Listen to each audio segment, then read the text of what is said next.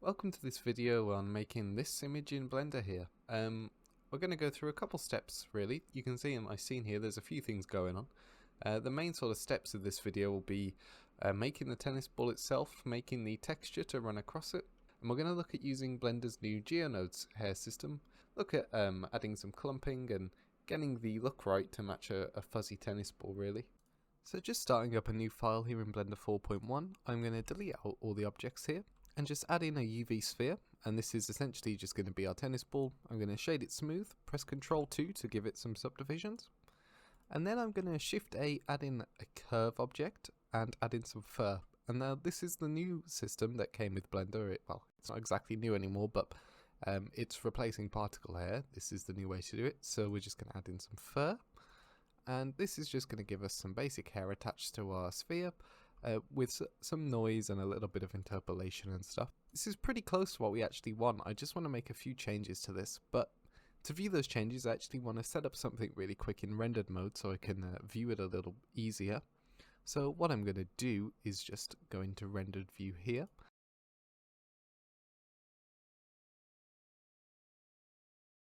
And now we need a little bit of light in our scene, so I'm going to add in an HDR. So to do this, I'm just going to go into the World tab, and on this little yellow dot next to color, I'm going to click it and click Environment Texture. So now everything's just purple. I'm going to click on the Open tab here, and then if I just navigate to C Drive, wherever you have Blender installed, I have it here in Program Files, Blender Foundation. I'm just going to go to the current version I'm on, Data Files, Studio Lights, and then I'm going to go under World and grab the Forest EXR, and these are just HDRs that come with Blender. They're what you use in Material Preview. I just want to use this to render with, so I'm just going to load it in there. Then I'm just going to go under here in the Render tab, set Film to Transparent. So now let's look at changing this groom up a little bit on this hair object. Now the way you approach this hair now is in this modifier stack instead, and this is where you essentially can get all your hair parameters. And it's quite intuitive really. They've added a few nodes here by default with the fur operator, and this is pretty good, but there are some big problems with what we have right now in that mainly there's just not enough hair covering the surface, and also we want to add some clumping to this, I think, so that the hairs sort of will group up together and form little spikes that will make things look a lot more natural. So I'm quite happy with the hair profile. I'm not going to touch this, I'm just going to collapse that. I want to, in the interpolate menu here, I want to increase the density to be much bigger than what it is right now. So I'm just going to set this to maybe be times by 4, and I still think this is looking really sparse. In my other file here I actually had this set to a density somewhere in the region of 20,000. Now if this slows your computer down too much, you can always turn down the viewport amount here to something like 0.1, and that will just show you 10% of the curves here. So now we're here, I want to start looking at clumping these hair curves a little bit more. So the first thing I'm going to do is disable this noise and this frizz, just so I can see what we have a little bit clearer here. So this is just the base hair that's been interpolated without any sort of noise going on to this. So I'm going to add in another modifier, and I'm going to look for clump. And this comes with Blender. We can just drag it up to the just after our interpolate node here. And you can see what it's doing. It's taking nearby points and just sort of having the hairs all point in the same sort of direction. But what we want is to not use an existing guide map and to be able to control this with a distance parameter here, which you can see it's now doing. And this is fine right now. I think I just want to turn this effect down a little bit, maybe to 0.6, so it's a bit less obvious. I also want to taper the shape a little bit, because right now you can see we sort of get this linear look to the hair. I want to make it a little more tapered in at the center, so I'm going to set this to 0.2 to get that look. And right now this guide mask sort of determines from what of our base hairs the hair clumps to. So if I go into sculpt mode here and turn on the overlays, you can see these white lines represent our base hairs. And this, you know, if we were to groom this, which we're not going to do here because it's a uniform ball, but if we were to groom this, the hair would sort of follow the direction of the guide curves here. And this guide mask parameter is basically saying what percentage of these guide hairs are we going to look at when we're considering clumping. So I'm just going to turn this down, which sort of is like turning the probability down to something like 0.4, and now some of them will attach to different ones, and you just get a lot more randomness in the look. Now I'm going to give it a little bit of tip spread, I think, to make it a little more fuzzy. And then I want to give it a little bit of fall off. I'll maybe set this to 0.1. You can see that helps a lot. It just helps fill in those gaps quite a bit. And I think this is going to work now. If we turn back on the noise and the frizz, you can see we get that randomness back. Right now I'm not happy with what our noise is doing here. Right now it's sort of affecting the length quite a lot, so I want to click preserve length. And I think that's pretty nice. I might increase the scale slightly on this noise. Maybe not. Maybe somewhere in between. You can sort of play with these parameters to get the kind of look you want, and it's really useful to know what all these parameters do as well for other things. And this kind of gives me the impression of a fuzzy tennis ball right now, so I think I'm going to start to look at shading this. So if we come over here into the shader editor, you can see a fur material has been assigned, but there's no node tree because we need to tick this use nodes button here. Now we get this material.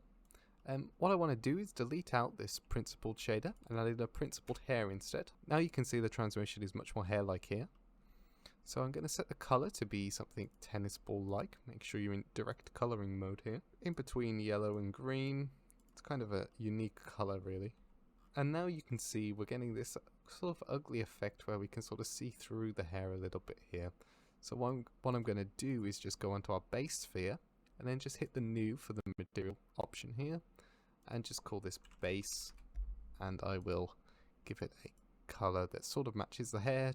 I'm going to turn the roughness up a little bit here on this tennis ball because it's looking really sort of shiny at the minute. Okay, so our next step essentially is to add in the carve out for the lines that you see going through tennis balls, you know, that kind of shape that you see. It's sort of like a C shape that sort of wraps around the whole surface. Because we just added in a basic UV sphere here, if I check out the UV map, you can see we just have this sort of basic square, which you can imagine there's a cut down one of these edges here. What I want to do essentially is just paint the texture we're looking for onto this. But you can imagine that's going to be very hard to do by hand. So what we're going to do instead is use a Bezier curve to actually make the texture here that will then apply onto this. So the way I want to make this texture is, just to keep things simple, I'm going to keep everything in Blender, but you could do this step technically in any image editing software, GIMP, Photoshop, Krita, anything like that you could do this in. But I'm just going to do it in Blender using a Bezier curve here. So I'm going to set up sort of a little render scene off to the side over here. If I go into top view here, I'm just going to position the camera somewhere away from our tennis ball. And then I'm going to set the resolution to be 2048 square. And then I'm going to bring in our curve here. The shape that we're going to make here, which is something like this, you can imagine these two ends joining up, making that sort of C shape on the ball. And when applied to the UV map, it should all work out fine. So the first thing I'm going to do is bring our spline over here. I'm going to hold Control to use snapping until this handle is perfectly horizontal. Then I'm going to grab the other handle, place it somewhere in the middle here. Control to snap again, rotate it. And I'm just going to place it somewhere here. Then if I scale up the handles, I want to just essentially match the curvature I see in references. And now what I'm going to do is just Shift D to duplicate this handle, and then bring it up to the center, but a little bit lower than before. I would say somewhere about here is good. And we're maintaining that curvature. Now I just want to mirror this onto the other side. And the shape we're making here may look a little bit abstract and not like what you'd see on an actual tennis ball, but trust me when I say when we apply this to the UV map, it's all going to work out just fine. So I'm going to grab our handle here, because you can see this isn't lining up perfectly with the edge of frame on the other side here, which means our curve is not aligned perfectly with the center. I'm just going to grab this handle, Shift S cursor to selected on it, and then come out of edit mode, right click, set origin to 3D cursor there, and then I'm going to make sure that our position is zeroed out in the x-axis, Same with the camera as well. And now you can see everything's symmetrical, and we just need to bring this out a little more to line up with the edges of frame. So I'll just do that, the combination of the middle handle and the end handles. Then I'm just going to turn on clipping in the mirror modifier and then merge these two together.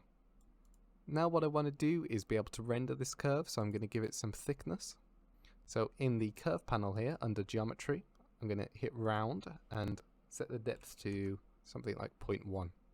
I'm also going to give it a bit more resolution, so I'm going to turn up the resolution preview to 64. Now what I want to do is just set up my scene to be like essentially like a Photoshop render. So I'm just going to give this a black shader. So I'm going to give it a material, give it an emission, set it to black. And then what I want to do in the render settings here is change our color management from AGX to standard. And this is just good to do whenever you're rendering anything you intend to use as a sort of texture or as raw data. You don't want to render it with color transforms baked into it. Now I'm just going to render this image. So just in the compositing tab now, I'll click use nodes.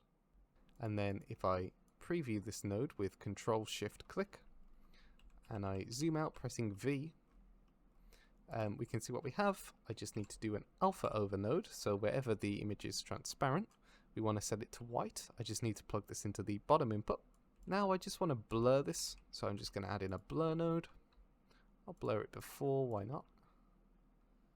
And then I'll just increase the X and Y to something like 20. And make sure to plug this into the composite output as well. Back to our render result, I'm just going to Alt-S to save this. Then back in our layout file, we're done with this setup for now, so I'm just going to grab the camera and that curve, put it in a new collection. I can turn this collection off now, come back to our sphere, and I can set our color management back to AGX as well. So now in the shader editor, what I'm going to do is load in that image texture, plug it into the base color, and let's have a look at it on this sphere. So what we want to do now is use this to drive the color and the roughness of this.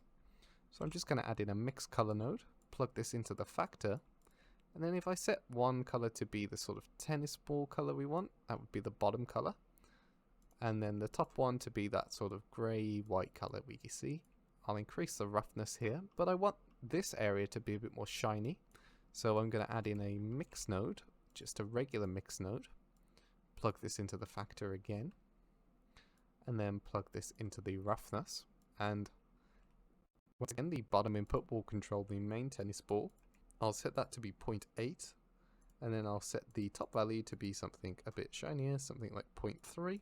Now I want to add a little bit of procedural bump to this, so I'm going to add in a bump node into the normal here, and then I'm going to use a Voronoi texture, plug the distance into the height, turn it way up, decrease the distance in the bump node and also the strength, both to 0.1 I think, and I think that should do really because the groom's going to be on top of most of this anyway. Let's turn the groom back on. And now we have a problem where the groom covers up the white line that we've added, and we don't want this to happen. We want to be able to carve this out, but we don't want to do it manually. We want to do this automatically using the texture. So back in the modifier tab for the groom, under our interpolate hair curves node, this is where most of our hair is coming from, we can actually add a mask texture here, and I'm just going to add in that texture that we generated. And now you can see we get all that for free, and it's perfectly masking where we painted that line. So that's really awesome, and a really useful feature of the new hair curves node that would be difficult to do using particle systems. So now we basically have the tennis ball. There's only a few things left to do really. We want to look at how we can render this. So I'm going to add in a plane to sit this on, and I want this to be a grassy plane. Actually, before we do any of this, I'm going to come out of rendered view, and I'm going to just check our scale. It's at 2 meters right now, and I want to make this a lot smaller, so I'm just going to hit S on the ball, and then scale it down by 0.1. Now this is still big for a tennis ball, but it's much closer to the real world scale, so that's all I really care about. Now I'm going to grab this sphere, move it up, and I'll just sit it something like this. Now on this plane, I want to give it a bit more of a random shape. I want this to be sort of like a grassy field, so I don't want this to be perfectly flat. So what I'm going to do is going to right click in edit mode and subdivide this. And I'm going to hit Shift R to repeat this action just a few times. Then I'll just grab this edge here, go into proportional editing mode up the top here. Then just hit G and move it up, scroll the mouse wheel out to get that fall off. Maybe rotate it a bit, just a little bit of variation that you might expect to see in a field. Pull this edge a little bit down and just shade it smooth. And now I want to scatter some grass on this plane, but I'm quite lazy, I don't want to make the grass, so I found this really cool pack online for free from Polyhaven, and I'm going to basically just use these assets. You can use any assets you like, but you know, if you just Google Polyhaven grass, this will come up. It's really useful. You can just download the blend file there. I downloaded it at 4K because I'm going to be quite close to this. So once you've downloaded it, it should give you a blend file. I'm just going to append in the grass models it gives us. Okay, so I've just imported the LOD0 collection, which is the highest detail version. And I'm just going to rename this to grass underscore instances. And then what I want to do is actually separate out some of these ones that have longer pieces in them. I don't want these for my field really, just because it'll make it look too much like a meadow unless like somewhere somebody would play tennis. So I'm just going to grab these and hit M, move them to another collection and just call it long. And I'll just disable that collection for now. Now I have all these instances, they're in the file, I can just hide this collection. And now I just want to scatter these on this plane basically, and we can do that really easily just in the Geometry Nodes editor. I'll just make a new group here and I'll call this grass scatter. There's only a few nodes we really need to add here. The first and main node is the distribute points on faces node. This will just convert our plane to points, which we can then put the grass on. Right now things are looking a little bit weird and we need to make sure that our scale is at 1 for this plane. So I'm going to hit Ctrl A, apply the scale. You can see we get a lot more grass now and the points look the right size. So I'm going to increase the density to something really high, something like 500. Then I'm going to add an instance on points node, and this will essentially allow us to put our grass geometry on these points. Now I'll just drag in the grass instances collection. I want to click separate children and reset children. That will bring everything back to the origin and it will treat each instance on its own rather than instancing the whole collection on every point. Now I'll plug that into the instance input. Things will slow down a lot.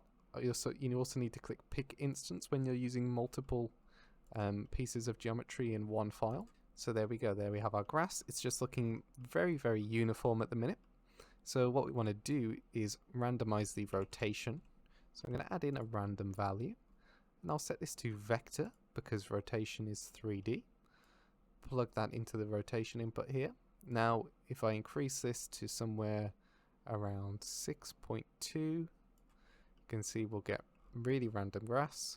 I don't want it to be random in all 3 axes. I mainly want it to be random on the Z, so I'll bring down the X and the Y to something a lot smaller.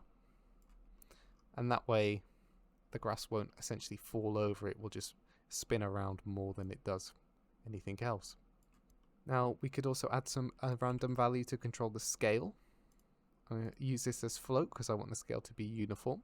And then I'll set the minimum to be something like 0.6. Now you'll notice a problem in that our actual grass plane has disappeared here, so we need to rejoin in that original geometry. So I'm just going to add a join geometry, grab our original input and just plug it into this. Our tennis ball's got a little bit buried here, so I'm just going to move the whole plane down a little bit so we can see it a little better. And now if I go into rendered view, you can see things are looking pretty nice. There's a problem that our original plane doesn't have a material on it, and I can solve this really easily. Just going to go into the shader editor and give it just sort of a dark greenish color. And we won't ever really see this, so there's no point adding too much detail to it. Just increase the roughness. It's mainly just for bounce light. Now this grass is really awesome from Polyhaven, but I think one problem I have with it is that the color doesn't quite work right for the scene. It's a bit too moody. So I'm going to open up that grass instances collection, click on any grass, they all share the same material. In the grass shader, just before the diffuse, I'm going to add in a mix color. I'm just going to mix in a little bit of a brighter green. So now what I'm going to do is just add in a camera here and set up some depth of field so we can get our framing right, and then we'll start looking at lighting this properly. So just adding in another camera here to our scene. I'll put this in a lighting collection. Now if I make this camera the active by pressing this little green icon in the outliner, I'll go into camera view with number pad 0, go into view in the end panel and set camera to view and just start framing this. I want to set the resolution back to 1920 by 1080. If you're too zoomed out, you can turn camera to view off, zoom in, and then turn it back on to continue framing. I want to increase the focal length of this camera to be something like 85. This will just sort of zoom in a lot more and crunch everything in. Turn on render region 2, we can get this nice little effect here. I might rotate this tennis ball so that it's not perfectly sort of aligned. So now what I want to do is, the HDR gives us a little bit of lighting, but it's not overly directional. So the first thing I'm going to do is rotate the HDR so that we get more direct light from screen right here. So I'll go into the shader editor in the world tab. On our Forest EXR with the Node Wrangler add-on enabled, I'm going to hit Control T, and then under rotation in the Z, I'm just going to set this to something like 60 maybe. You can just play with this until the light direction matches what you want. That's much better for what I want, but it's still not intense enough, and to solve this I'm actually just going to add in a directional light. So I'll add in a sun here and sort of rotate it to match that same direction. In the light menu here, I'll turn this up to maybe a strength of 12 or something like that. And I'll give this a slight yellow tinge. Now in our camera, I'm just going to turn on some depth of field here. And I will set the focus object to be our sphere, which is our tennis ball. Now, this is fine, but the everything's quite uniformly lit at the minute, and maybe there are areas of the frame which are too bright that would be nice to have them in shadow and stuff like that. So a nice trick that I like to do is just add in a plane and rotate it to sort of match the direction of our sun. You can see that puts the whole scene in shadow here. And now what I'm going to do is just add a texture to this plane that will allow light to pass through some areas. I'll just call this shadows. And then if I come into the shader editor here, set this to object. By playing with the alpha, we can control the transparency of this plane. So I just want to plug a noise texture into this alpha, and I'll run it through a color ramp first so that we get values of either 0 or 1. And you can see what that does there. I'll just play with the scale of this a little bit, go into camera view, play with it until we get something that works out.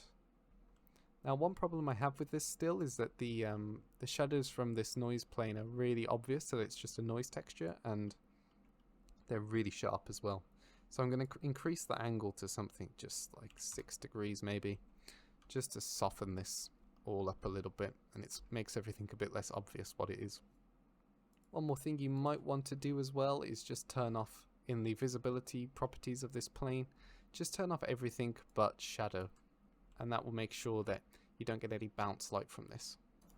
Last things you need to really do are just decrease your samples to something like 256, and then I'm just going to render this.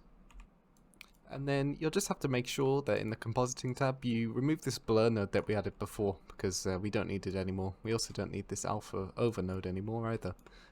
What I might do though is just add in a little lens distortion. I like to do this on pretty much all my renders. I'll keep it really low, maybe 0.01, and just click fit. That could be nice. You could also color grade this, add a vignette, anything you want to do, but I think I might just leave it like this for now because it's quite nice. But yeah, that's pretty much it. Nothing too complicated in this tutorial, but I thought it might just be nice to go through my full process on making a render. Various techniques here, and yeah, I hope it was really useful to you.